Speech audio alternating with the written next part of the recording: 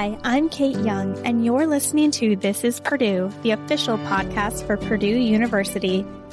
As a Purdue alum and Indiana native, I know firsthand about the family of students and professors who are in it together, persistently pursuing and relentlessly rethinking. Who are the next game changers, difference makers, ceiling breakers, innovators? Who are these Boilermakers? Join me as we feature students, faculty, and alumni taking small steps toward their giant leaps and inspiring others to do the same. I will always have this short phrase or expression: be part of the solution, not the problem. I almost don't have to give that advice because that's also the nature of the Purdue students and graduates. Company after company say that they really like to recruit our students and hire them because that's actually what happens. They inevitably are part of the solution rather than creating problems and headaches for their companies. They are doers, they get things done, they accomplish things, and companies just love them. In this episode of This Is Purdue, we're talking to Sangtae Kim, the J. and Cynthia Ihlenfeld Head of Chemical Engineering and Distinguished Professor. Professor Kim dives into his family background, including what it was like growing up in a family of educators, his career at Eli Lilly, and what led him back to academia to take on the role of leading Purdue University's Davidson School of Chemical Engineering. Professor Kim also discusses the significance of the growing number of women majoring in chemical engineering and Purdue students' solutions-oriented mentality. Plus, he shares what it means to him to be guiding and mentoring those walking in the same shoes that he once did, and his admiration for Purdue's excellence at scale. Professor Kim kicks things off by sharing more about his childhood, academic background, and journey to Purdue University. I was born in Korea, but at a young age, age 7, I immigrated to Montreal, Canada. My father was pursuing his PhD in mathematics at McGill University. Both my parents are mathematicians. So from a very early age, I had an interest in mathematics, as well as physics and chemistry and the various disciplines. Also, there are a number of people in my family who are professors. My father's younger brother was also a professor. My mother used to teach high school mathematics in Korean. So we come from a family of educators. I knew I wanted to be a professor, but I didn't know exactly which area. But then in high school, I really liked my chemistry course. And my high school chemistry teacher introduced me to the field of chemical engineering and encouraged me to study that in college. That's how I became a chemical engineer.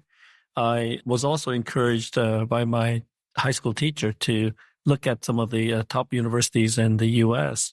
So from grade 11, which is where high school ends in Montreal, I came to the California Institute of Technology, more commonly known as Caltech. And I did my undergraduate there in the mid-70s, 75 to 79. And then I went on to do a PhD at Princeton University and finished there in early 1983.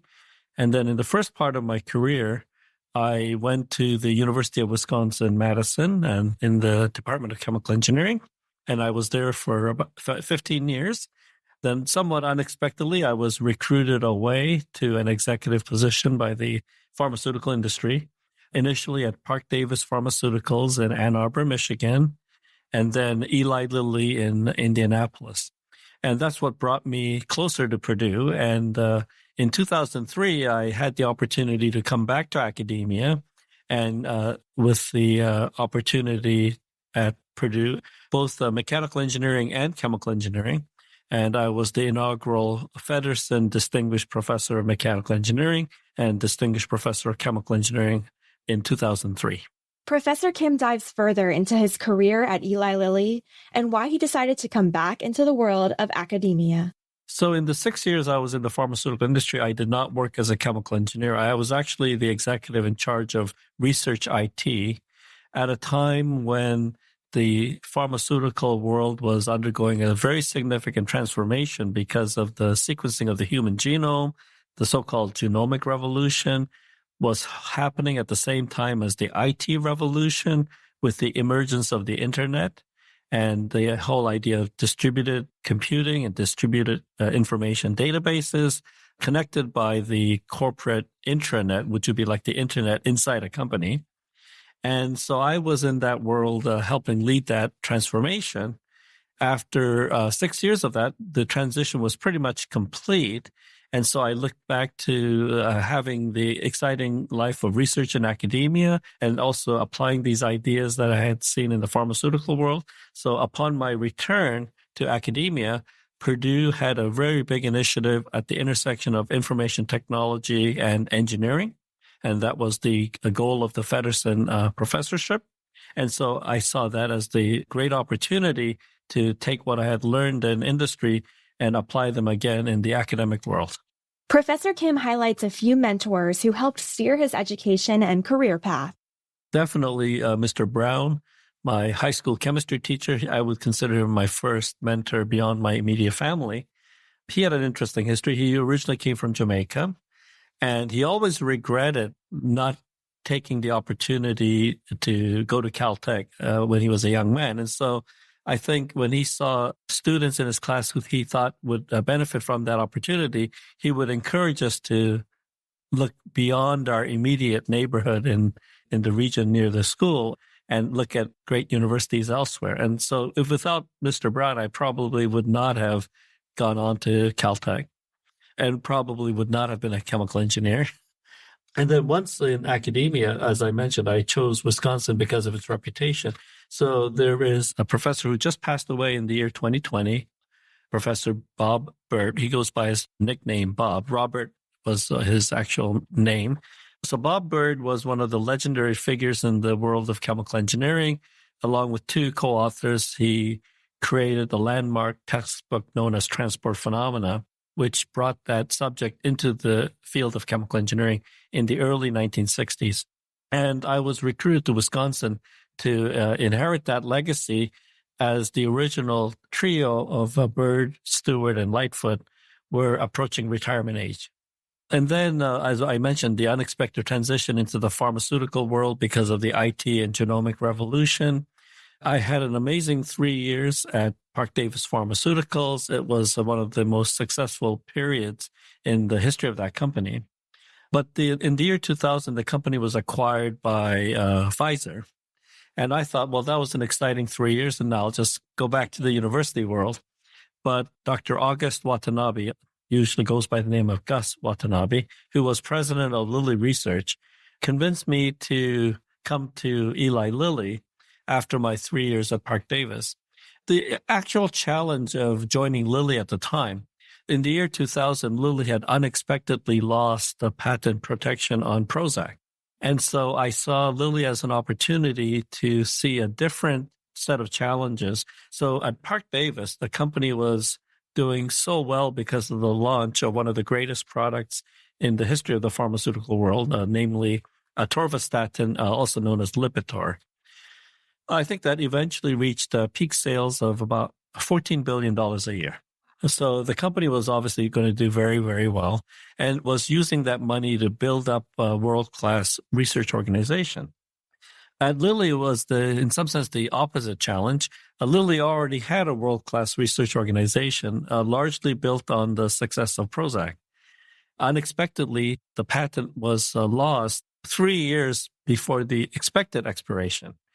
And I think at that time, Prozac was making about $4 billion a year.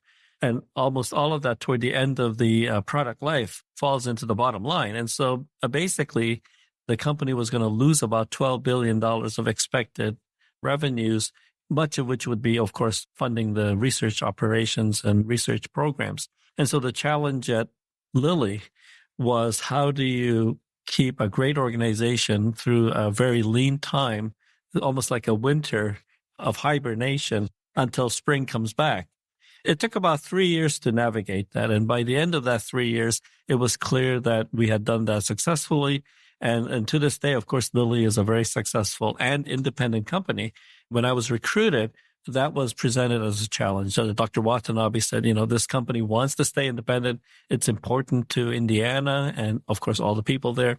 The company really felt the answer was innovation, not cost savings through mergers and so on. And so really wanted to execute on that vision. And that's the reason why I stayed on in the pharmaceutical industry and came to Lilly, because that was something I could align with. As we heard earlier in this episode, Professor Kim completed his undergrad at Caltech and went on to get his PhD from Princeton. I asked him what makes Purdue unique, in his eyes, after having experiences at these prestigious top-tier universities. Well, interesting thing about my career is that all of my education, both at undergraduate and graduate level, was in the small private universities. The undergraduate class at Caltech, every year there's about 200 students. So the total undergraduate population is only 800. Purdue, of course, is a land-grant university, and both the University of Wisconsin and Purdue are land-grant universities. And I think I was initially attracted to Wisconsin because of the reputation of the chemical engineering department there. But after I arrived and got infused with the culture and goals and aspirations of a land-grant university, I think that was really my calling. So my entire academic career has been at the land-grant universities. And of course, Purdue right now, I believe we are the best and really the model of the original vision of the Morrill Act. The Morrill Act, also known as the Land-Grant Act, Professor Kim just mentioned, offered states an opportunity to sell plots of federal land. In order to increase U.S. agricultural and engineering expertise, proceeds from these land sales would help fund the creation of universities that emphasize these subjects, as well as military tactics and classical studies. And Purdue University is Indiana's sole land-grant institution. Land-grant universities are problem solvers, and they were designed to give working-class Americans their first chance at a college education. And you'll hear more from Professor Kim on the Boilermaker problem-solving mentality and why companies recruit Purdue students for this very reason later on in the episode. Professor Kim shares one of his earliest memories from Purdue, which involved then Purdue president Martin Jischke. One of my earliest memories of Purdue is one of my favorite memories because it really aligns with my thoughts about creating a world-class organization for education and research and so on. And it's the president of Purdue who was here when I was recruited, and that's Martin Jischke. Martin Jischke was also an engineer. I think his original field was aerospace engineering. I remember one of the faculty members asking him in one of the Q&A sessions, what are the metrics that you use to evaluate faculty and to create incentives for people to do better and become better and so on? He had a surprising answer. He told us that he doesn't like to use metrics, and specifically, he does not like to tell people what the metrics are because his experience with engineers is once you tell them what the metrics are, they will game the system to get those metrics up. And so you have to be very careful and strategic in setting a course for excellence. And I think this is a very common theme nowadays, but he was way ahead of his time in his wisdom and understanding this. And today, the world of higher education is replete with stories of less than optimal behavior on the part of faculty and students, a dysfunctional behavior, because it's all about number of papers and citations and this. But the thing you really want is impact. And so usually these numbers do align, which is why they became the metrics. But if you use them without thinking through the actual end game or the actual impact that you want to have, then you can end up in a situation with great metrics, but not the impact. I asked Professor Kim how he thinks the Davidson School of Chemical Engineering has changed throughout the years. One of the things that's definitely changed, and I can't take the full credit for it, was actually started by my predecessors, two heads before myself. The idea that the main challenges and opportunities in chemical engineering are now really societal transformation. For example, the transformation of our energy infrastructure from fossil fuels to renewable energies. This is a very difficult technological transition. I predict it'll take about 50 to 100 years to execute on that transformation and doing it in a way that leaves our civilization intact, without a lot of suffering. It's not something that a single professor can do on their own. It takes teams of many different specialties and beyond chemical engineering collaboration with other disciplines and other fields. And so I think the biggest change that I've seen in the past decade is our ability of our faculty to form these winning teams. Because typically the federal government programs to support such research are on the order of $40 to $100 million type awards, as opposed to, say, hundreds of thousands or millions of dollars for a single faculty member. So there's a specific set of strategies that work very well to make sure that our proposals from our teams at Purdue have better than equal chance of winning. We want to be competitive and win, more than our share of those awards. And I think the past decade in our field, in our department, in our school, the record shows that we've been very successful and certainly much higher than simple statistics of the number of entries in the proposals. Are you a fan of Purdue basketball? Need something to help you get your boiler fixed before the next big game? Check out the Boiler Ball podcast to stay in the know and get inside stories all about the Purdue basketball program and beyond. Subscribe wherever you get your podcasts. Professor Kim says his favorite course to teach is the Junior Fluid Mechanics course, which is actually his original research area. He expands on why it's rewarding to be a professor surrounded by eager young students and how the Davidson School of Chemical Engineering has grown throughout the years. It was the same area that I was recruited to teach at Wisconsin back in the early 1980s. At Purdue, I teach this chemical engineering course, the fluids course. It's the fall semester of the junior year. And we offer this course both semesters, but it's the fall semester that is the larger class, typically over 100 students. The spring class are the co-op students, and other students are off cycle, and that class might be less than a third in number. And so by teaching the course in the fall, I get to meet 75% of our undergraduates in person through the course. And I encourage them to come and see me, not just for help with the class, but to just talk about their career and what they want to do beyond Purdue and so on. And so both in terms of the topic and the way I teach it, but also the opportunities to interact with the students. So we have almost 600 undergraduates in our program. And the fact that 3/4 of them have had a course with me. I have an email from a student who took the course 3 years ago asking for a letter of reference. He's actually working in industry, but thinking of going on to grad school. And since I know who he is and I have my notes of my interactions with him, I'm more than happy to provide a reference. And so that's why I like to teach this class, because it gives me the day-to-day contact with the students. What's it like seeing them, learn this chemical engineering and these courses through their eyes? You're kind of seeing that. Well, the immediate economic impact, because I like to remind our younger faculty that if you kind of step back and look at the big picture, when they come into our program as sophomores, the value of their time, so for example, if they have a part-time job in the local stores or restaurants and so on, it's basically around minimum wage or a bit better than that. So we're talking about someone whose time is valued at $10 to $15 an hour. The range of starting salaries for chemical engineering graduates only 3 years later is somewhere in the $80,000 to $100,000 per year. That's their starting salary. And so if you change that to an hourly basis, roughly that's about $50 an hour.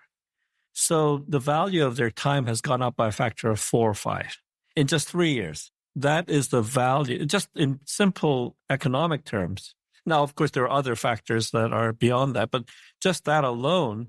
And then you multiply that by the 150 to 200 students that we graduate every year. And this is just a start for these young people. They're going to do even much better than that in a few years. And so the economic impact. And the other curious thing right now is that starting about 4 or 5 years ago, the number of chemical engineering students actually declined significantly around the nation. Somewhere around 30 to 50% decline at many universities.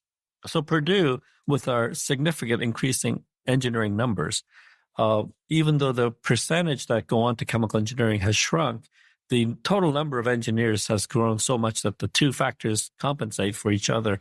And so the number of students actually has increased slightly. And so we're now one of the biggest, if not the biggest, chemical engineering programs in the nation at a time when industry has a lot of need and there are a lot of positions and openings for chemical engineering graduates. We have large companies coming and telling us that chemical engineering is the only discipline in which they're not able to meet their recruiting targets. And so we're in a really enviable position having one of the largest, if not the largest program. And so all these companies are now coming to Purdue if they're looking for chemical engineers. Another significant growth metric that Professor Kim has seen throughout his more than 2 decades at Purdue, the increase in the number of women majoring in chemical engineering. Well, I think, first of all, and especially for people listening, I want them to know some amazing numbers and statistics. Okay. Because we say something so often that we start believing it must be true. But every year, time marches on and things change.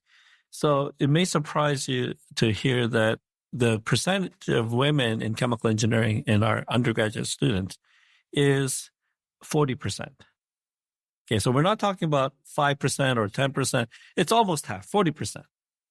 Now, it's been like that for quite a number of years, actually. And so women came into chemical engineering in significant numbers starting in the 1970s. And by the 1980s, certainly by the early 1990s, we were around 1/3 or higher. And some programs even obtained 50-50. Now, after having large numbers of women in our program, you might think, okay, in many engineering disciplines, yes, in the undergraduate population, there are more women, but because of the legacy of having fewer women, if you look at the higher level positions, whether it's in industry or whether it's the upper levels of the university, like the higher rank full professors or chair professors and so on, that the numbers certainly would be smaller.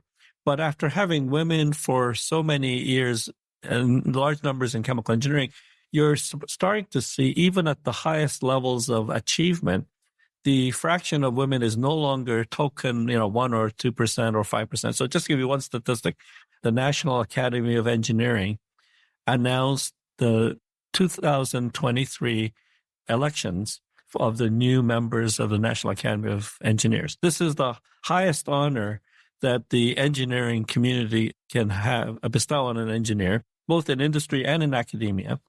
And by the rules of the academy, fewer than 1% of the engineers can be members. And it's based on a number of criteria and achievements and so on.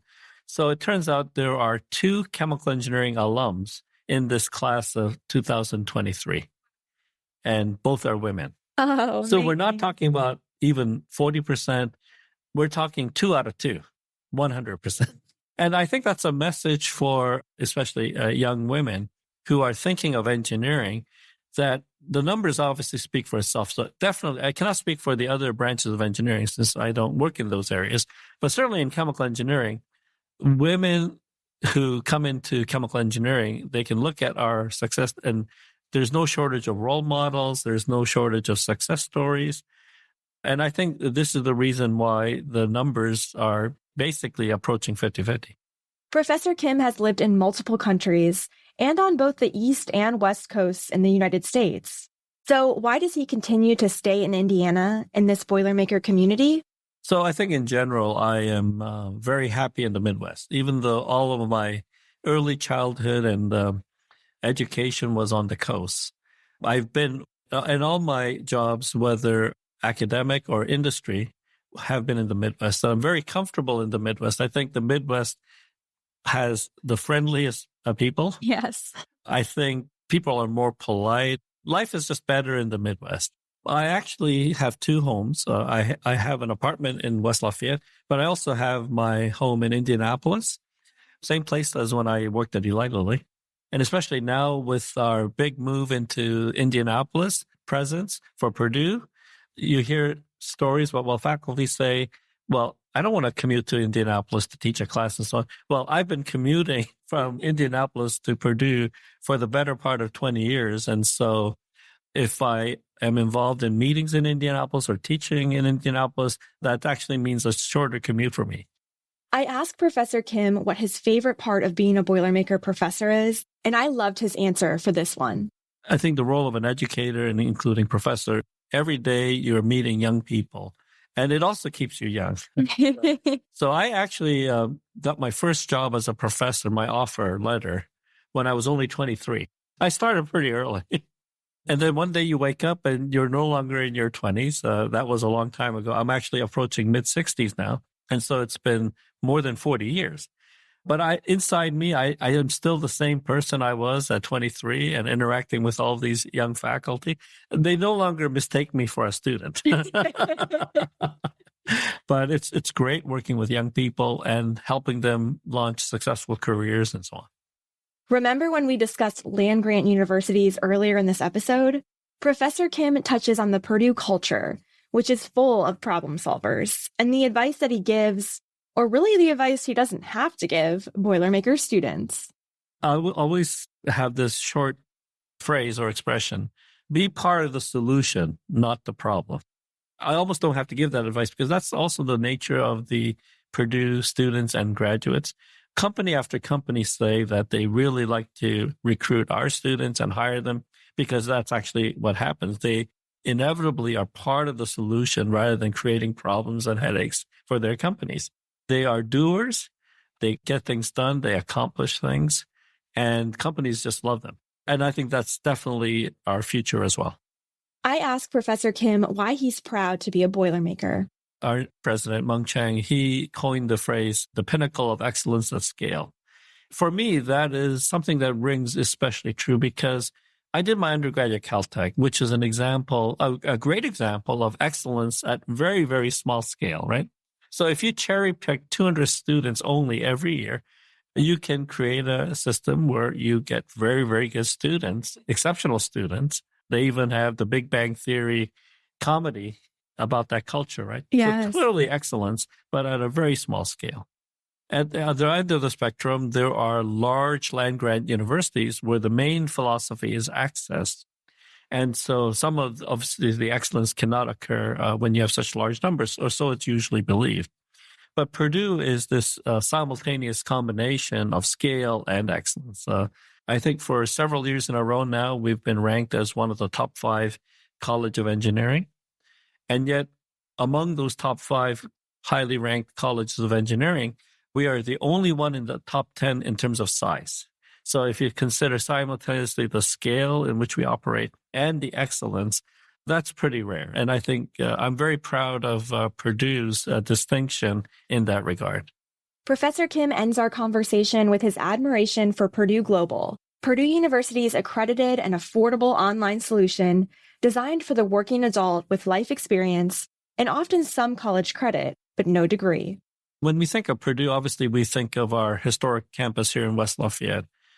I think, and even though we will continue to excel and do our best, I think what we have done in terms of adult education and giving people a second chance, I think that is the strength of the United States. You know, in many countries in the world, you are steered on a certain path at a very young age. If you don't get to the right pre-care or the right kindergarten or the right elementary school, you're doomed and your fate is sealed. But this nation is a nation of multiple chances, and people who persevere can do whatever they want. And so you think about the large numbers of people who didn't have, for whatever reason, didn't have the opportunity to get a college degree. And I think Purdue Global is probably one of the boldest things that have happened in the world of land-grant universities in the past decade, maybe in the past half a century. And it is an experiment that's ongoing, but already we're starting to see exceptional stories of young people and adults, mid-career people whose lives have been transformed by that additional chance to get that college degree. And I think we should be very proud of that. And in the future, I think the original Purdue, the land-grant university, with its original mission, and this new challenge of incorporating more adults into the higher education world, we will find new ways and new paths to greatness. That's incredible. And by the way, if you haven't listened to our incredible This Is Purdue episode with Purdue Global Chancellor Frank Dooley yet, I recommend checking that out to learn more about Purdue Global. We can't thank Professor Kim enough for his time and sharing those stories with us. Head over to our podcast YouTube page, youtube.com/@This Is Purdue, to watch our video clips from his interview. And remember, follow us on your favorite podcast platform, including YouTube, to never miss an episode. This is Purdue is hosted and written by me, Kate Young. At this special podcast shoot during the annual President's Council weekend in Naples, Florida, our podcast team consisted of Ted Schellenberger, John Garcia, Becky Rubinos, and Trevor Peters. Our social media marketing is led by Ashley Schroyer and Maria Welch. Our podcast distribution is led by Teresa Walker and Carly Eastman. Our podcast design is led by Caitlin Freeville. Our podcast team project manager is Rain Gu. Our podcast YouTube promotion is managed by Megan Hoskins and Kirsten Bowman. Additional writing assistance is led by Joel Meredith, and podcast research is led by Sophie Ritz. Thanks for listening to This is Purdue. For more information on this episode, visit our website at purdue.edu/podcast. There, you can head over to your favorite podcast app to subscribe and leave us a review. And as always, boiler up.